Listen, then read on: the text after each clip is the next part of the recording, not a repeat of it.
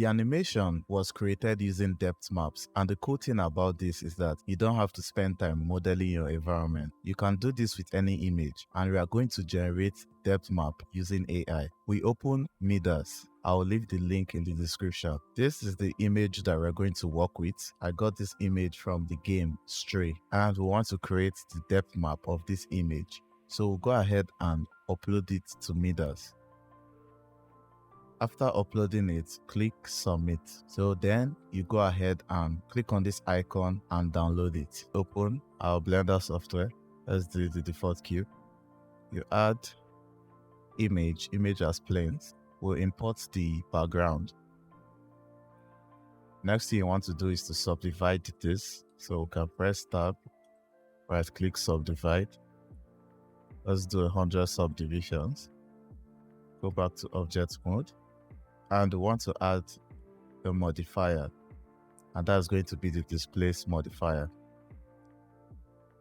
And then we go to the texture, add a new texture, open, and we are going to use the depth map. So you go ahead and import the depth map, open image. It's already causing a displacement. So what we'll do is go to the modifier and increase the strength. So then we can come into the shader editor and add an emission,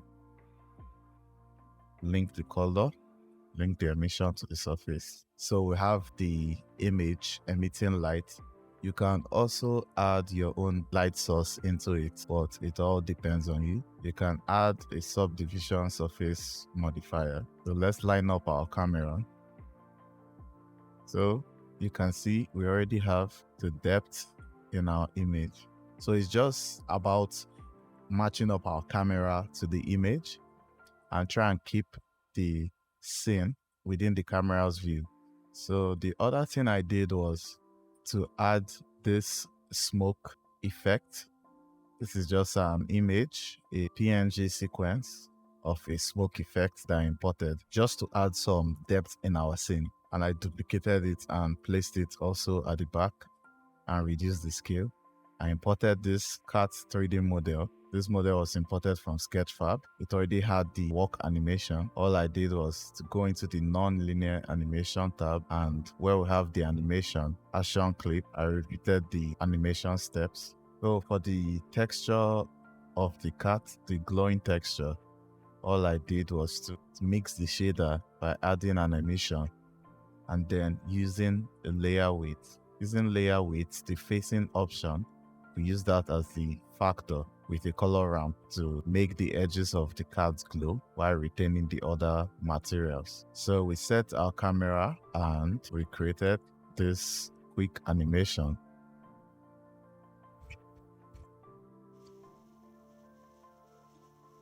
The other thing, after animating our camera, I added this camera shake to make it look realistic, like it's a handheld camera. This was done with the Camera Shakeify add-on, so you should try that out.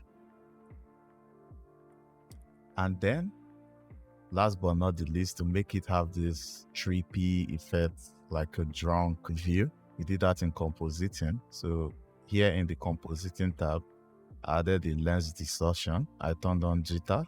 We go back to our layout and we enable our compositor.